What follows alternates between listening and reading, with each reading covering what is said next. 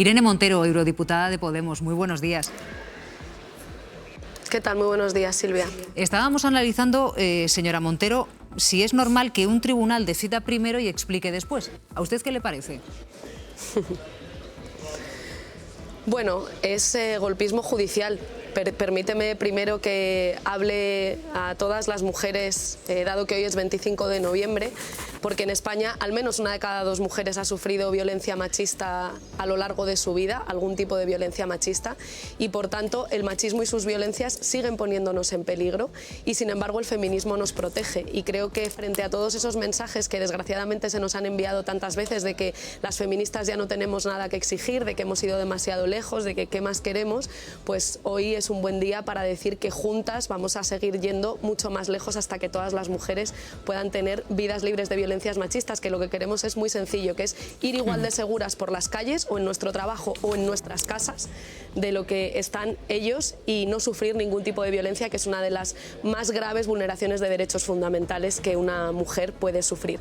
Y efectivamente, respecto a lo que estabais hablando del Tribunal Supremo, creo que estamos ante una situación de golpismo judicial que es muy grave. Escuchaba a un tertuliano decir que tiene que acabar la polarización y la crispación. Es que este es un discurso tan negacionista del golpismo judicial que está poniendo en riesgo nuestra democracia que me parece escandaloso, de verdad. Aquí no hay dos bandos gritándose o hablando muy alto entre ellos y crispándose y polarizando. Aquí hay una derecha judicial y mediática golpista que cree que España es su cortijo y que en España tiene que pasar lo que digan ellos, no lo que dice la gente o lo que manda la democracia. Entonces, cuando ellos llegan a tal nivel que para proteger a una de las suyas, como es Ayuso, y para decirle a todo el mundo, tenednos miedo, que aquí mandamos nosotros, llegan a cargarse a un fiscal general del Estado en una práctica de golpismo judicial incompatible con la democracia, la respuesta no puede ser bajemos la polarización. Si los que polarizan son ellos, los que ponen en riesgo la democracia son ellos, y lo que le toca a cualquier demócrata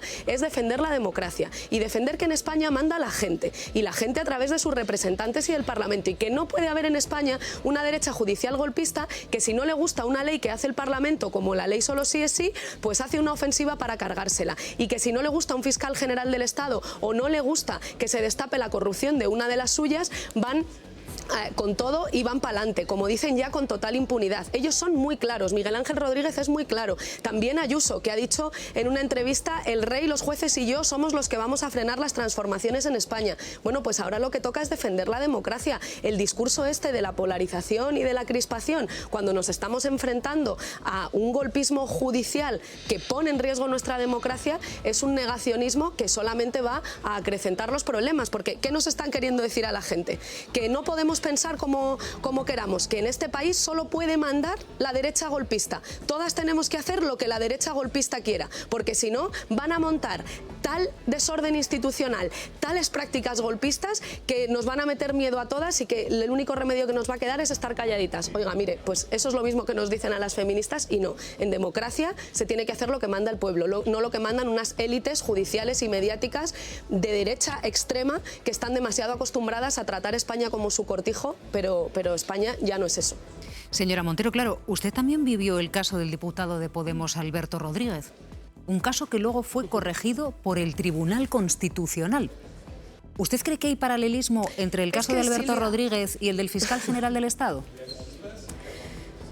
Evidentemente hemos llegado hasta aquí. Este no es un caso de golpismo judicial que no tenga precedentes. Tiene muchos precedentes. En España en estos años hemos visto el informe PISA, el uso de la policía para atacar a adversarios y para inventarse pruebas falsas contra Podemos. Hemos visto el caso de Victoria Rosell, donde un exministro del PP con un juez corrupto, que es el juez Alba, que hoy está fuera de la carrera judicial precisamente por ser un corrupto y por fabricar pruebas falsas contra Victoria Rosell, pero Victoria Rosell tuvo que dimitir de su escaño para poder defenderse de esa guerra sucia judicial. El mismo juez que hoy está juzgando al fiscal general, a Álvaro García Ortiz, que es el señor Manuel Marchena, ese del que el Partido Popular decía que iba a controlar el Tribunal Supremo por la puerta de atrás gracias a él, está juzgando al fiscal general del Estado. Fue parte del tribunal que condenó a Isabel Serra por participar en un desahucio e impidió que Isa Serra pudiese presentarse a las elecciones, y fue el mismo que le mandó la carta a Meritxell Batet del Partido Socialista para forzar forzar que a Alberto Rodríguez se le retirase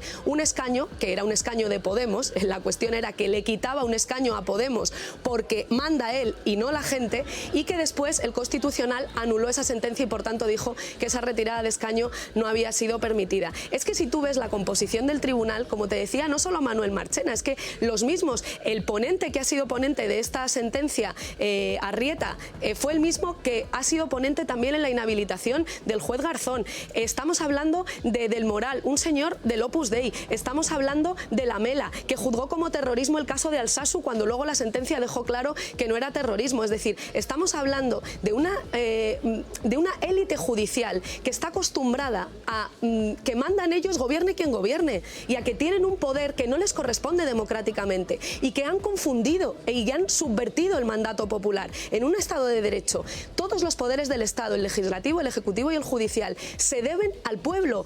Su voluntad, su legitimidad emana de la soberanía popular. Y ellos se han creído que es al revés, que el pueblo tiene que hacer lo que ellos mandan. Entonces, es una dinámica elitista, completamente antidemocrática, insisto, de golpismo judicial, que tenemos que frenar para defender nuestra democracia. Y esa es la pregunta que tenemos ahora encima de la mesa. ¿Qué va a hacer el Partido Socialista, que estos años ha estado más preocupado de acabar con la izquierda que de hacer frente a este golpismo? ¿Vamos a enfrentarles o vamos a seguir pactando con ellos, como ha hecho el PSOE, pactando el Consejo General del Poder Judicial con la derecha, entregándoles todo el poder, esperando que amablemente alguna vez abandonen los fusiles? Yo creo que tenemos que democratizar la justicia, democratizar los medios de comunicación y hacer de una vez que la democracia mande en nuestro país y no una élite que lleva demasiado tiempo creyéndose que en España todos y todas tenemos que hacer lo que ellos digan y que no entienden cómo funciona una democracia, que creen que España es su cortijo cuando es un Estado de Derecho.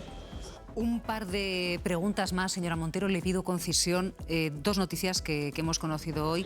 La primera, el nombramiento por parte del Gobierno de Teresa Peramato para sustituir al fiscal general del Estado, al frente de la Fiscalía General, una fiscal experta en violencia de género. No sé si la conoce y, por supuesto, ¿qué le parece su nombramiento? Bueno, le deseo mucha suerte a Teresa Peramato. Es una mujer a la que respeto mucho, una fiscal especializada y una fiscal feminista. Y lo que deseo es que esto no sea un acantilado de cristal y que a Teresa Peramato le hayan propuesto para dejarle hacer justicia feminista, que es lo que necesita este país para acabar con la justicia patriarcal que denuncia Naciones Unidas y que sigue desprotegiendo a muchas mujeres, y también que le dejen enfrentarse con todas las consecuencias a esta derecha judicial golpista que se la va a querer llevar por delante. Un acantilado de cristal es ese momento en el que, en el momento de mayor crisis, en una crisis sin precedentes, se pone a una feminista al frente, por cierto, después de que el gobierno haya guardado el feminismo en un cajón porque molestaba mucho al presidente, con altísimas posibilidades de fracaso. Yo espero de corazón y le deseo mucha suerte a Teresa para que le dejen hacer justicia feminista y para que le dejen enfrentarse a esta derecha judicial golpista que se la va a querer llevar por delante como se ha llevado al anterior fiscal general del Estado y que está en plena ofensiva contra los derechos de las mujeres y contra el derecho a la libertad sexual, contra todos los derechos feministas. Ayer mismo Feijóo decía que quiere derogar la ley solo sí es sí, y por tanto que lo que podamos hacer de una vez es... ¿Perdona, Silvia? No, es que quería preguntarle precisamente, señora Montero, por eso, porque decíamos, el nombramiento de Teresa Peramato tiene simbolismo, ¿no? Hoy, justo el día por la erradicación de la violencia contra las mujeres, el Gobierno propone para sustituir como fiscal general del Estado a una mujer, a una fiscal que se ha dedicado toda la vida a combatir la violencia de género. Pero es que además viene unas horas después de que Núñez Feijóo dijese que él, si llega a la Moncloa, va a derogar la ley del sí es sí. ¿A usted qué le parece?